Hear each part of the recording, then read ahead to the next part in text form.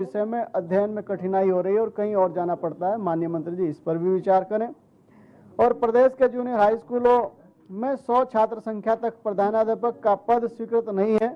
3 शिक्षकों में से किसी एक अध्यापक को प्रभारी प्रधानाध्यापक का चार्ज दिया जा रहा है। विभागीय विभागीय कार्यों सूचना के कारण प्रभारी प्रधानाध्यापक बहुत अधिक दबाव रहता है, जिससे वो शिक्षण कार्य ठीक से नहीं कर पाते हैं। तो मेरा आपके माध्यम से माननीय मंत्री जी से आग्रह है, इस ओर ध्यान आप दें। और सरकार द्वारा सरकारी विद्यालयों के निकट ही नियमों में शिथिलता बरतते हुए निजी विद्यालयों को मान्यता दी जा रही है। मानकों को पर ताक पर रखा जा रहा है, जिससे सरकारी विद्यालयों में छात्रों की संख्या लगातार घट रही है। इस तरफ भी ध्यान दीजिए। और राजकीय माध्यमिक विद्यालयों में पदोन्नति की प्रक्रिया माननीय न्यायालय में वाद के कारण लटकी हुई है। विभाग की शिथिलता के कारण न्यायालय में वाद बढ़ रहे हैं, जिससे शिक्षकों की पदोन्नति लटकी हुई है। इस ओर भी मैं माननीय मंत्री जी का ध्यान आकर्षित कराना चाहता हूं। और शासकीय विद्यालयों के भवनों की मरम्मत हेतु सरकार द्वारा नियमित रूप से धनराशि नहीं दी जा रही है। इस कारण विद्यालयों के भवन पूरे प्रदेश भर में जर्जर अवस्था में हैं। उन जर्जर भवनों का भी निराकरण आप करेंगे, ऐसा मैं आपसे कहता हूं। और प्रदेश के विद्यालयों में नियमित पदोन्नति न होने के कारण प्राथमिक विद्यालयों में प्रधानाध्यापकों, उच्च प्राथमिक विद्यालयों में सहायक व प्रधानाध्यापकों तथा माध्यमिक विद्यालयों में प्रवक्ता प्रधानाचार्य के पद रिक्त पड़े, जिससे शिक्षण कार्य प्रभावित हो रहे हैं। समाप्त करिए। सरकार द्वारा प्रधानाध्यापकों के पदों पर सीधी भर्ती हेतु चालू की गई प्रक्रिया, जिसका शिक्षक संगठनों द्वारा विरोध के चलते भर्ती लटकी हुई है। मैं शिक्षकों की भावनाओं के अनुरूप 100% पदोन्नति से प्रधानाचार्यों के पद के भरे जाने की मांग करता हूँ। आदरणीय अध्यक्ष जी, आपने मुझे बोलने का मौका दिया, मैं आपका आभारी हूँ। माननीय सदस्य लखपत सिंह बुटोला जी। माननीय अध्यक्ष जी, आपने नियम 310 को नियम 58 में मुझे सुनने का मौका दिया, उसके लिए धन्यवाद। मैं सबसे पहले एक बात कहना चाह रहा था कि हमारे उड़माणा में एक ITI की स्वीकृति हुई 2012। ITI का तो है नहीं इसमें, आपका है सामने। नहीं, लेकिन उनका जवाब नहीं है, आज सिर्फ शिक्षा का है। पॉलिटेक्निकल है आपके पास? ठीक है, पॉलिटेक्निकल। मैं न पॉलिटेक्निकल का है, पॉलिटेक्निक भी नहीं, आप सिर्फ पॉलिटेक्निकल एक पॉलिटेक्निकल का पॉलिटेक्निक। मैं प्लीज, मैं आपसे मिला था माननीय मंत्री जी, विधायक बन के आपके पास आया। पोखरी की बात कर रहे हो ना? उड़मांडा की पोखरी पॉलिटेक्निक की। बैठ जाओ, भेज रहे हैं, बैठ जाओ। ठीक है। दूसरी बात है, बहुत बहुत धन्यवाद आपका, लेकिन मैं एक चीज माननीय मंत्री जी से कह रहा हूँ कि जब आप गेस्ट टीचर लगाते हैं, जब टीचरों का ट्रांसफर करते हैं, तो जब आप गेस्ट टीचर लगाते तो पहले आप टीचरों का ट्रांसफर कर देते हैं 1-2 महीना पहले, सिंह जी, और 1-2 महीना पहले करते हैं। उसकी वजह से क्या होता है कि टीचरों के जब गेस्ट टीचर आते हैं, उनकी काउंसलिंग होती तो 2-3 महीना बर्बाद हो जाता है स्कूलों का। मैं ये चाहता हूँ कि गेस्ट टीचर यदि आपने ट्रांसफर करने तो गेस्ट टीचरों को पहले दिया जाए, ताकि एक तो स्कूलों में जो पढ़ाई है वो बाधित ना हो। दूसरी बात मैं आपसे ये कह रहा हूँ कि जो आप प्राइमरी में बहुत सारे टीचर भेजे, बहुत बहुत धन्यवाद, लेकिन प्राइमरी में जो काउंसलिंग का आप उनको 3-4 बार का मौका दे रहे हैं, उससे हमारी यहाँ बहुत दिक्कतें आ रही। क्योंकि जो आप बार बार कहते हैं कि जो विषम जगह जो स्कूलें हैं, जो स्कूलें दूर में हैं, वो टीचर वहाँ तो चले जा रहे हैं, और जब उन्हें काउंसलिंग का दोबारा मौका मिल रहा तो वो मैदानी क्षेत्रों में आ जा रहे हैं। तो हमारे यहाँ वो स्कूलें खाली हो जा रही हैं, और इस वजह से यदि कोई आप वहाँ पे दे देते हैं तो उसके बाद काउंसलिंग में उन्हें दोबारा मौका नहीं दिया जाना चाहिए, ये मेरा मानना है। तीसरा, मैं आपसे एक बहुत महत्वपूर्ण बात कह रहा था कि हमारे यहाँ पे जो हमारे यहाँ पे राजकीय उच्चतर माध्यमिक विद्यालय बिरसण है, उसकी बिल्डिंग पिछले 6-7 सालों से बिल्कुल छीन दी। उसका एस्टिमेट भी आपके पास आया है, वहाँ पे बिल्डिंग बिल्कुल खत्म हो चुकी है, उस बिल्डिंग का काम नहीं हो पाया। और जैसे हमारे क्षेत्र में आप जानते, रेणी आपदा आई थी, रेणी आपदा आने से एक गांव है भंजूल, और एक गांव है आप जानते हैं कि भंजूल एक ग्राम सभा हमारी, और दूसरी ग्राम सभा जो है हमारी जुआ गुआड़ है। वहाँ के सारे पुल बह गए। 2022 की आपदा आई, उस आपदा की वजह से क्या हो गया कि जहां स्कूल है हमारे यहाँ भंजूल में, वो 5 तक का स्कूल है, उन बच्चों को पढ़ने के लिए इधर आना पड़ता है जोशीमठ की तरफ, और वहां तपोवन में, वहां पे पुल नहीं होने की वजह से उन बच्चों की पढ़ाई बहुत बाधित हो रही है। एक और जुआगवाड़ में वो सारा का सारा पुल बह गया और उनके आवागमन की बड़ी दिक्कतें आ रही हैं।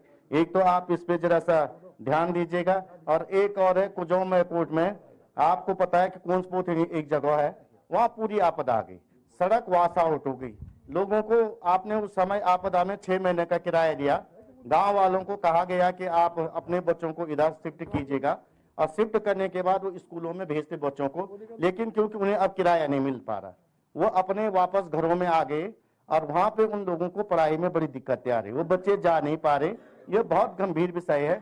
मैं आपसे अनुरोध करना चाहता हूं कि आपने इस तात्कालिक एवं अभिलय लोक महत्व के विषय पे नियम 58 में जो बोलने का मौका दिया, और मैं चाहता हूं सदन की संपूर्ण कार्रवाई रोक करके इस पे। माननीय सदस्य हरीश सिंह जी। माननीय अध्यक्ष जी, आपने इस 310 के लोक महत्व के प्रश्नों को नियम 58 में गहनता से बोलने का अवसर दिया। मैं आपका धन्यवाद करता हूं, और आपके माध्यम से माननीय शिक्षा मंत्री जी से निवेदन भी कर रहा हूं और उनको अवगत भी करा रहा हूं। अभी हमारे साथी कह रहे थे कि मैं पहली बार जब जीत के आया तो 3 साल हो गए, और दुर्भाग्य हम भी सत्ता में रहे, और ये मेरा तीसरा कार्यकाल है। और मैं इतना जरूर कह सकता हूं, जब हम सत्ता में थे तो हम लोगों की पहल से ही गेस्ट टीचरों की नियुक्ति हुई थी, जिससे नामिक जैसे सबसे दुर्गम विद्यालय में गेस्ट टीचर देकर हमने विद्यालय को जो है संचालित करने का काम किया था। लेकिन आज एक छोटा सा आंकड़ा मेरे पास है, और दुर्भाग्य से दोनों विषय, दोनों मंत्रालय आपके पास है, स्वास्थ्य भी शिक्षा भी। दुर्भाग्य ही कहूंगा। अब आपको ले चलते हैं सीएम धामी के संबोधन पर, जहां उन्होंने बजट को लेकर क्या कुछ कहा, चलिए आपको सुनवाते हैं।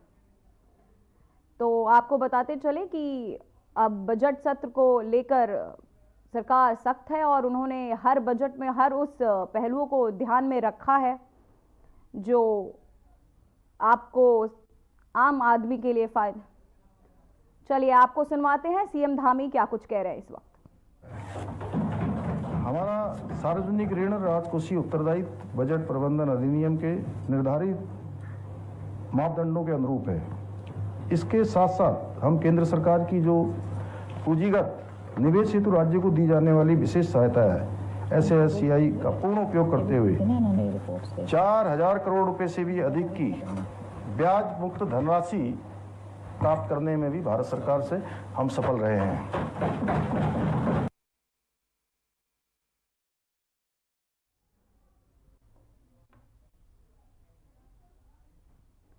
तो आपको बताते चले कि सीएम धामी ने कुछ कहा। 4000 करोड़ की हमें भी पुष्कर सरकार लेकर आई लोगों की सहायता के लिए, जिसमें वो लोगों की मदद और उत्तराखंड सरकार को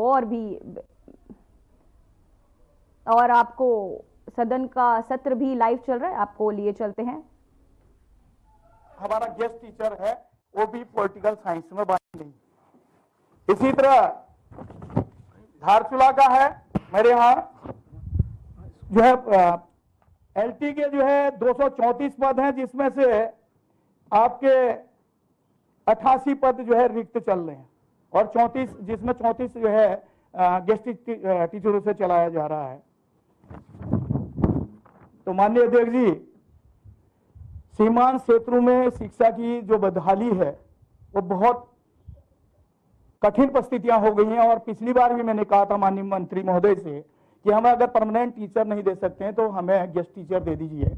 और सबसे बड़ी जो कमियां आ रही हैं, क्योंकि हमने गेस्ट टीचर में भी ये कह दिया कि काउंसलिंग होगा, अगर कोई बच्चा उस विद्यालय में नहीं जा रहा तो वो दूसरी जगह के लिए मैदानी क्षेत्र के लिए काउंसलिंग कर रहा है, जबकि ये तय होना चाहिए शिक्षा नीति के तहत कि सबसे पहले पर्वतीय क्षेत्र के विद्यालयों को भरा जाए, और जो एक बार काउंसलिंग में जाता है अगर वो ज्वाइनिंग नहीं कर रहा है तो उसको परमानेंट ही जो है अनकंप्लीट कर दिया जाए, उसको डिस्क्वालीफाई कर दिया जाए कि दोबारा आप गेस्ट टीचर के लिए जो है नहीं करेंगे अप्लाई। दूसरी बात, हमारे बच्चे जो डीएलएड करके आज बेरोजगार बैठे हैं, अगर उनको भी अगर हम नियुक्ति देंगे तो एलटी के सारे पद हमारे भरे जा सकते हैं। और दुर्भाग्य की बात, मेरी विधानसभा में प्रिंसिपल तो एक भी नहीं है। धारचूला और मुंशियारी में 99 ग्राम सभाएं मेरे मुंशियारी में हैं और 63 ग्राम सभाएं धारचूला में हैं।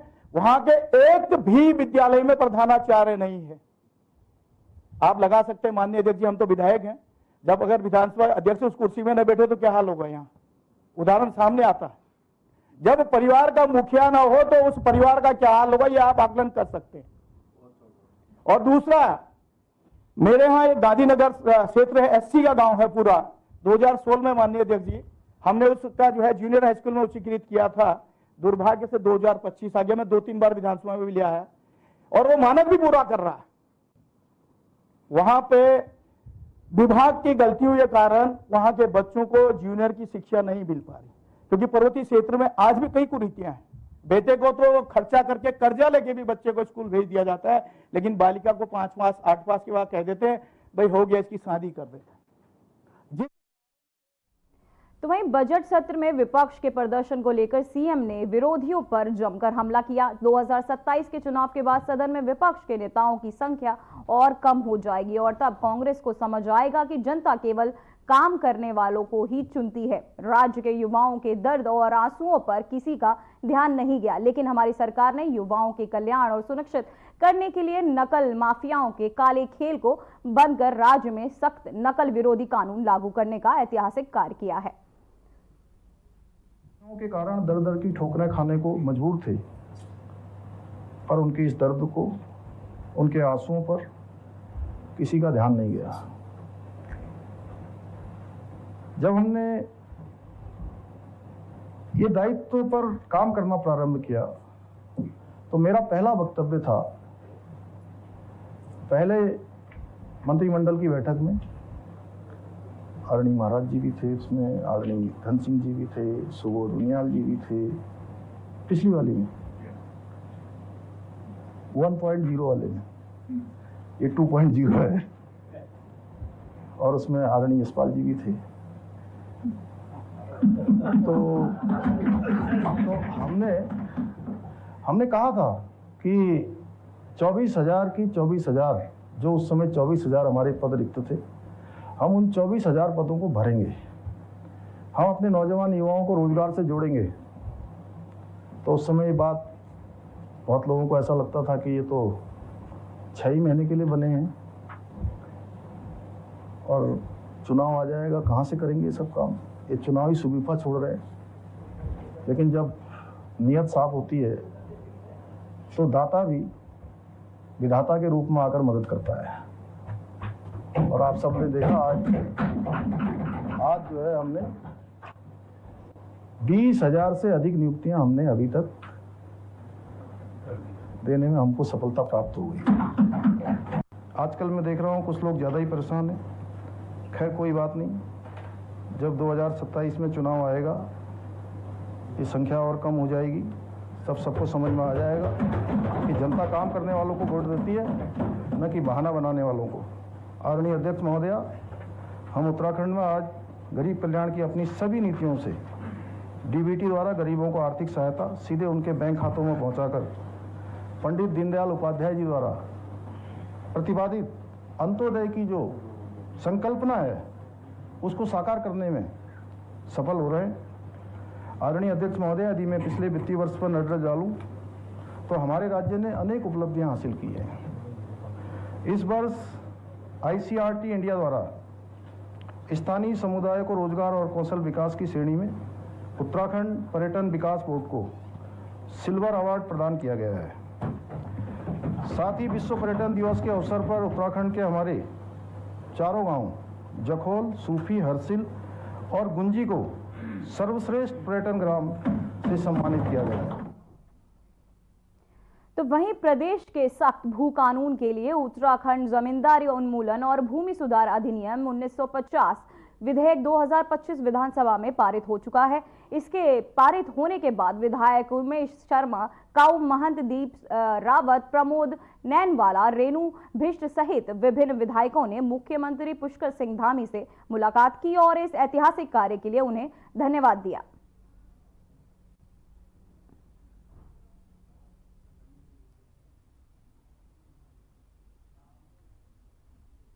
तो वही केंद्रीय बजट पेश किए जाने के बाद बीजेपी सांसद अपने अपने क्षेत्र में जाकर बजट की खूबियां गिना रहे हैं।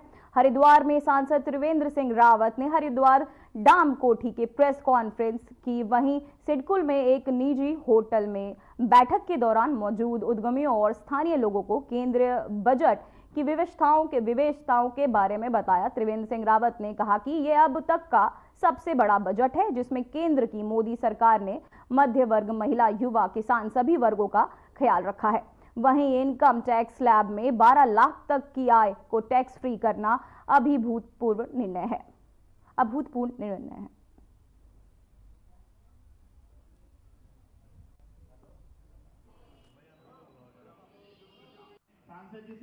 है कि बजट से पहले भी और बजट के बाद भी हम जो संबंधित लोग हैं उनसे मिलने का हमेशा हमारा एक कोशिश रहती है।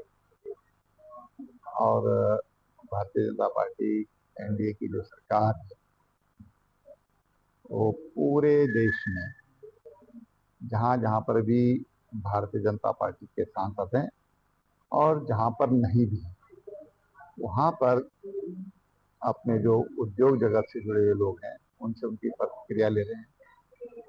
और जो हमारे समाज के अन्य प्रमुख अंग हैं, किसान हैं, जो यूथ हैं, महिलाएं हैं, उनके बीच में भी हम जाकर के और प्रयास करते हैं कि उनको कुछ बातें बताई जाएं और उनके कोई सुझाव हो तो उनको फ्यूचर के लिए लिया जाए। तो वहीं ऋषिकेश महानगर कांग्रेस ने जनों में देहरादून तिहरा पर कैबिनेट मंत्री प्रेमचंद अग्रवाल का पुतला फूका। वरिष्ठ कांग्रेस नेता जेंद्र रमोला और कांग्रेस पार्षद दल नेता देवेंद्र कुमार प्रजापति ने कहा कि जिस प्रकार विधानसभा सदन में ऋषिकेश विधायक और मंत्री अग्रवाल ने भारी सभा में उत्तराखंड में रहने वाले प्रत्येक नागरिक को अपशब्द और गाली देने का प्रयोग क्या है, उसे उत्तराखंड हर एक नागरिक शर्मिंदा है कि सत्ता में बैठे हुए मंत्री अग्रवाल सत्ता के नरेश ने चूर हो चुके हैं। आपको बताते चले, उन्होंने कहा कि मंत्री अग्रवाल सत्ता के नशे में चूर हो चुके हैं, जो कि विधायक से बदतमीजी करने का काम कर रहे हैं और पिछले कुछ समय में आम नागरिक हो या बुद्धि महिला सभी से बदतमीजी, वृद्ध महिला से भी बदतमीजी कर रहे हैं और आमजन से भी बदतमीजी करते हुए नजर आ रहे। इसका पूरी कांग्रेस व पूरे आमजन विरोध करते हैं और मंत्री अग्रवाल ने के इस्तीफे की मांग कर रहे हैं।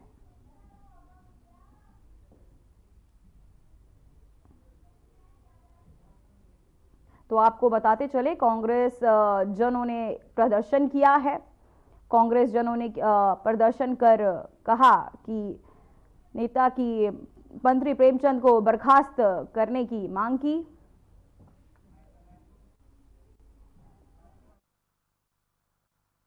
गाली देने का काम किया। उन्होंने ये लिखा है, ये कहा है कि पहाड़ के लोगों, पहाड़ का मतलब पहाड़ में हर कोई व्यक्ति जो रह रहा है वो पहाड़ी है, उन व्यक्तियों को गाली देने का जो उन्होंने काम किया, सालों कहकर संबोधित किया और वहां पर पीठ पर बैठे हुए भी चुप रहे, मुख्यमंत्री वहां चुप रहे। उसके विरोध में आज कांग्रेस जनों ने, हम सब लोगों ने मिलकर, और आज जो सदन में माननीय मंत्री जी ने, प्रेमचंद अग्रवाल जी ने जो शब्द पहाड़ के लोगों के लिए बोले हैं, हम बहुत आहत हैं। मैं चाहूँगा कि ऐसे मंत्री जी को तुरंत तत्काल रूप से बर्खास्त कर देना चाहिए। परंतु भाजपा का ये चरित्र है, भाजपा का ये कैरेक्टर है कि जहाँ पर 1, 2, 3 समुदाय के लोग रहते हैं वो। तो वहीं उत्तराखंड में विधानसभा का बजट सत्र चल रहा है। इस बार सत्र के दौरान ही धामी कैबिनेट की बैठक हुई और उसमें भू कानून को मंजूरी मिली है। इसके बाद सदन के तीसरे दिन यानी 20 फरवरी को भू कानून के मसौदे को सदन में पेश किया गया। अब सदन में भू कानून पर चर्चा होगी। इसको लेकर बीजेपी के विकासनगर में विधायक मुन्ना सिंह चौहान ने कहा कि भू कानून को कैबिनेट में मंजूरी मिलने के बाद सदन के पटल पर रखा गया है। भू कानून में प्रदेश की जनता के भावनाओं का ख्याल रखा गया है।